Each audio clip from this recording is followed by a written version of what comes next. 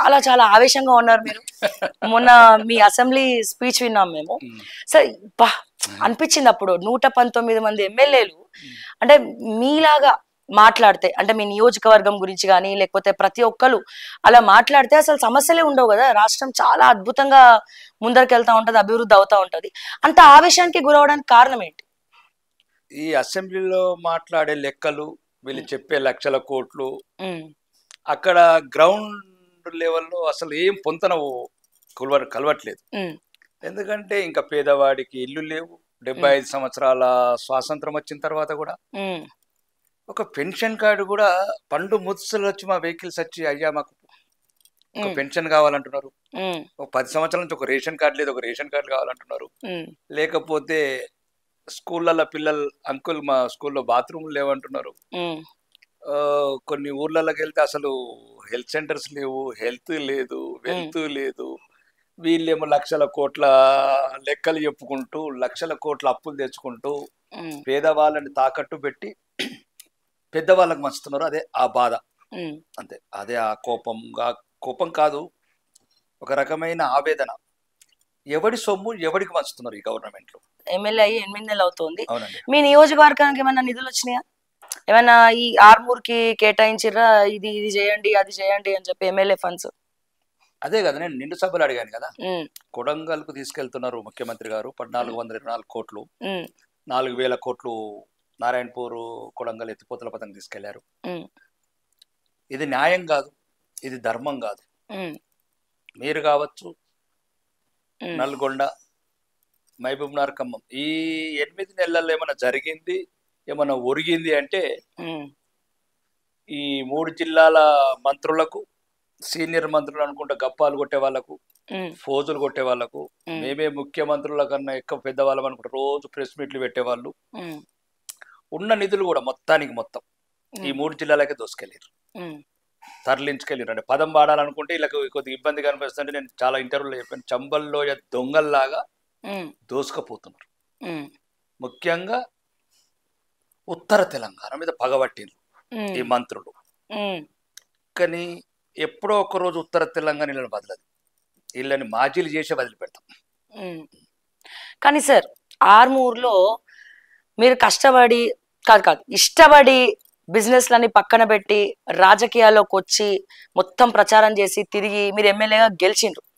గెలిచిన తర్వాత ఇప్పుడు ఆర్మూర్ నియోజకవర్గంలో పైడి రాకేష్ రెడ్డి గారు ఎమ్మెల్యేనా, వినయ్ రెడ్డి గారు ఎమ్మెల్యేనా, జీవన్ రెడ్డి గారు ఎమ్మెల్యేనా అని ఒక క్వశ్చన్ మార్క్ వస్తా ఉన్నది.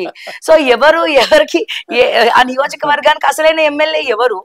సో చెక్కులు పంచాలన్నా లేకపోతే ఏం చేయాలన్నా ఎవరు చేయాలా? సో మీ మాటలో విందాం అనుకుంటున్నాను నేను. ఎందుకు అటువంటి పరిస్థితి వచ్చిందా, లేకపోతే పబ్లిక్ థాట్ అట్లుందా? ఈ రాష్ట్రానికి ముఖ్యమంత్రి ఎవరు? రేవంత్ రెడ్డి గారు. రాష్ట్రానికి ముఖ్యమంత్రి రేవంత్ రెడ్డి ఉంటే ఆర్మూర్ ఎమ్మెల్యే పైడి రాకేష్ రెడ్డి ఉంటాడు. అంతేనా? అంతే.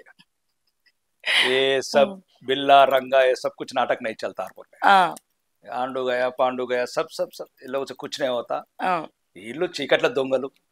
ఏదన్నా రాజకీయ నాయకుడు అంటే ప్రజల మన్నలను పొందాలి, ప్రజాక్షేత్రం నుండి ప్రజా సమస్యల మీద పోరాడాలి. ఒకవేళ మేము ఏదైనా తప్పులు చేస్తే ఎత్తి చూపాలి, మళ్ళీ 5 సంవత్సరాలు ప్రజాక్షేత్రంలో మమ్మల్ని ఎండగట్టాలి.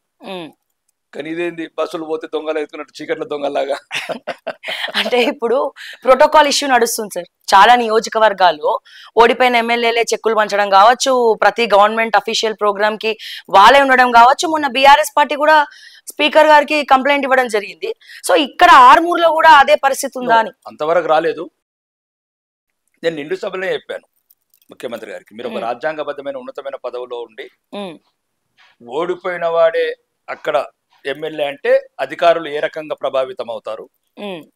నేను ఆ మాట చెప్పిన తర్వాత చాలా మంది కాంగ్రెస్ సీనియర్ లీడర్లంతా నాకు బయట చెప్పారు, బాగా చెప్పారు ఎమ్మెల్యే గారు. ఎందుకంటే మా ముఖ్యమంత్రి గారు కూడా అట్లా మాట్లాడటం తప్పు, ఎందుకంటే మేము ప్రోత్సహించినట్లు అవుతుంది. రెండోది దీనికి మేము బెరవడం అనేది ఉండదండి. No nothing. చెప్పాను కదా ముఖ్యమంత్రి గారికి, నువ్వు పగబడితే ప్రతీకారం తీర్చుకుంటాం, వచ్చే ప్రభుత్వం మాదే, నీకు ప్రోటోకాల్ లేకుండా చేసే బాధ్యత నేను తీసుకుంటాను రేవంత్ రెడ్డి. నీకెట్లా నువ్వు ఈ రకంగా ఎట్లయితే ఇబ్బంది పెడుతున్నావో ప్రతిపక్ష ఎమ్మెల్యేలని అంతకు 100 రేట్లు చూపిస్తాను నీకు తడాక. రీసెంట్ గా జీవన్ రెడ్డి ఒక ఇంటర్వ్యూ ఇవ్వడం జరిగింది, జీవన్ రెడ్డి గారు. దాంట్లో అంటే రాష్ట్రంలో ఎక్కడ లేని అభివృద్ధి అంతా కూడా ఆర్మూర్లో జరిగింది అని చెప్పి ఆ వీడియోలో వాళ్ళు మాట్లాడడం జరిగింది. సో నిజంగానే ఆర్మూర్ అంత అభివృద్ధి చెందిందా? ఇప్పుడు ఒకటండి, ఫస్ట్ అతన్ని ప్రజలు మర్చిపోయారు. ఇంకా అనవసరంగా ప్రతిసారి అతని పేరు తీసి వాడికి జీవం పోయేదలుచుకుంటే నేనేమంటున్నా అంటే అంత అవినీతి జరిగినప్పుడు ఎందుకు అతను వదిలేస్తున్నారు నేను చెప్తున్నాను. ఇప్పుడు ఒక్కటి అభివృద్ధి జరిగితే మీరందరు, మీరు కాకుండా మీ యూట్యూబ్ ఛానల్ వాళ్ళంతా 100 మంది ఉన్నారు, అందరు కలిసి వెళ్ళిపోయి నేను బస్ అరేంజ్మెంట్ చేస్తాను. నా 87 గ్రామాలలో మీరు వెళ్ళండి దయచేసి. ఒక్క ఇల్లు అని వస్తే అప్పుడు నచ్చి సమాధానం అడిగి, ఒక్క ఇల్లు ఉన్న ఇల్లు కూడా గుంజుకున్నామంటారు. ఒక్క ఇల్లు, ఒక్క అడిషనల్ ఒక పెన్షన్. ఆ పెన్షన్లు ఏమన్నా వస్తే వీళ్ళ బంధువులకి ఇప్పించుకున్నారు. ఆ పెన్షన్లు కూడా డబ్బున్న వాళ్ళకు. రేషన్ కార్డులు, ఆ రేషన్ కార్డులు ఏదైనా 10 మంది ఇచ్చారంటే వాళ్ళ బంధువులకే ఇచ్చుకున్నారు. ఇక దళిత బంధు అయితే మీరు మొత్తం ఎంక్వైరీ చేసుకోవచ్చు. దళిత బంధు కావచ్చు, హార్వెస్టర్లు కావచ్చు, ట్రాక్టర్లు కావచ్చు, మొత్తం దళిత బంధు దళిత దొరలకే ఇచ్చారు. దళితులలో ఎవరైతే కోటీశ్వర్లు ఉంటారో, 4 అంతస్తుల మేడలు ఉంటాయో వాళ్ళకే ఇచ్చారు దళిత బంధు. నిజమైన పేదవాడికి ఒక 100లో ఎక్కడన్నా ఒకటి వచ్చినప్పుడు 99% మొత్తం దుర్వినియోగమైంది.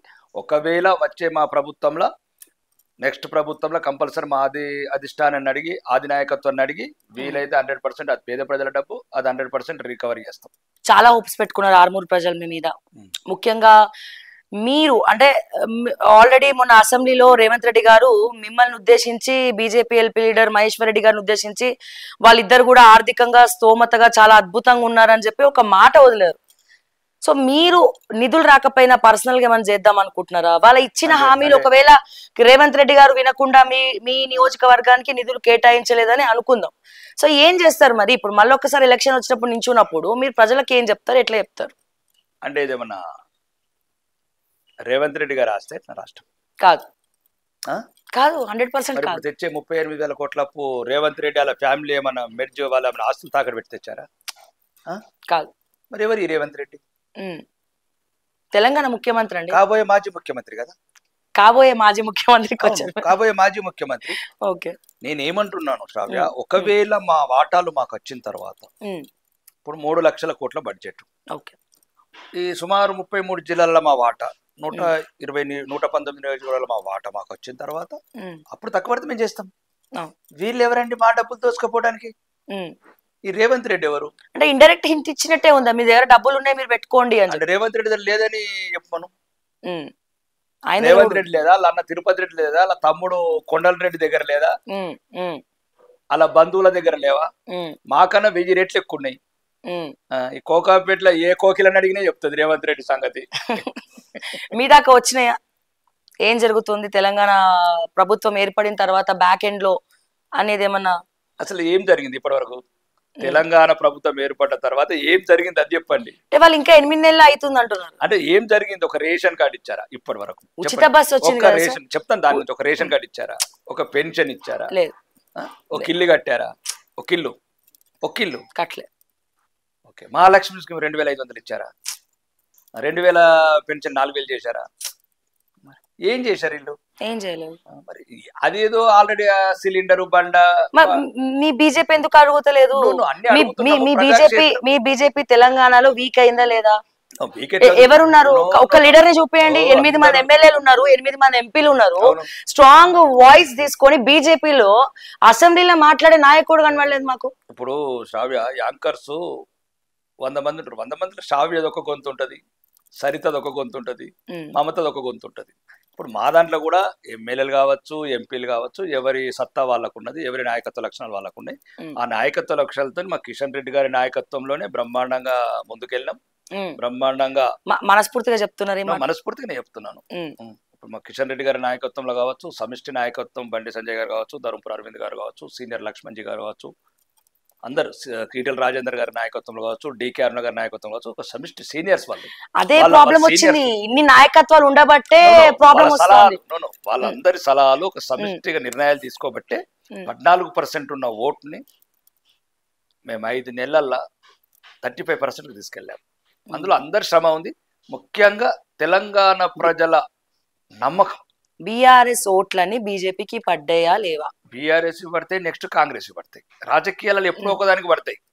ఇంతకుముందు బీజేపీ ఓట్లు కాంగ్రెస్ కు పడ్డాయి, ఇప్పుడు బీఆర్ఎస్ ఓట్లు బీజేపీకి పడ్డాయి, నెక్స్ట్ కాంగ్రెస్ ఓట్లు కూడా బీజేపీకి పడతాయి. రాజకీయాలలో గేమ్ చేంజ్ అనేది మారుతూ ఉంటది అమ్మ. మేము సంపూర్ణమైన విశ్వాసంతో ఉన్నాము. తెలంగాణ ప్రజల భవిష్యత్ ఒకటి, భారతీయ జనతా పార్టీ. ముఖ్యంగా హిందువులు అడుగడుగున అవమాన పాలవుతున్నారు ఈ రాష్ట్రంలో కావచ్చు. ఇప్పుడు ముఖ్యంగా ఈ బడ్జెట్ లో కూడా మైనార్టీలకు 3,000 కోట్లు పెట్టారు, మరి మెజారిటీ పీపుల్ 3 కోట్లు పెట్టలేదు. ఇదంతా గమనిస్తున్నారు తెలంగాణ ప్రజలు.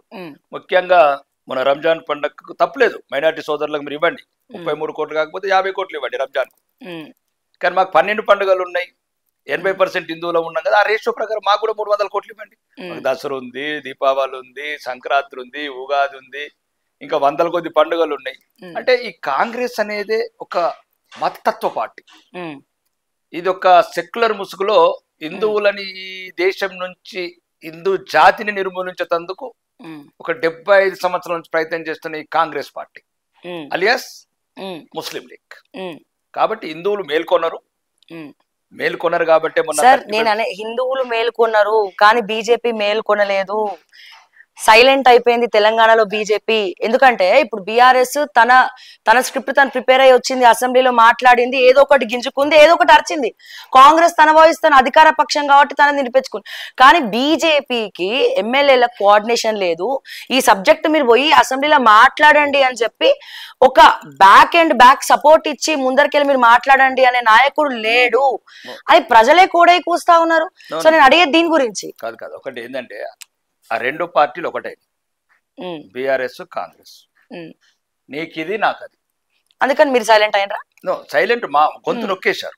మాకు అవకాశాలు మేమిచ్చి మేము లైవ్ మైక్ లాక్కోలేము, మేమిచ్చి మేము మాట్లాడలేము. దాంట్లో కొన్ని నియమాలు ఉంటాయి, శాసనసభలో కొన్ని పద్ధతులు ఉంటాయి. శ్రావ్య గారు మీరు గమనించాల్సింది ఏంటంటే మొత్తం బీఆర్ఎస్ పార్టీ కాంగ్రెస్ పార్టీ కుమ్మక్కయ్యారు. మీరు మేము ఒకటైతే ఏదైతే ఈ తెలంగాణ ప్రజల గురించి నిత్య నూతనమై ఎదుగుతున్న ఈ పార్టీ బీజేపీ ఉన్నది, దీన్ని అనగదొక్కాలి. హిందువులని ఈ 2 పార్టీలు కలిపి హిందువుల గౌరవాన్ని భూస్థాపితం చేయాలని ఒక పన్నాగంలో భాగమే.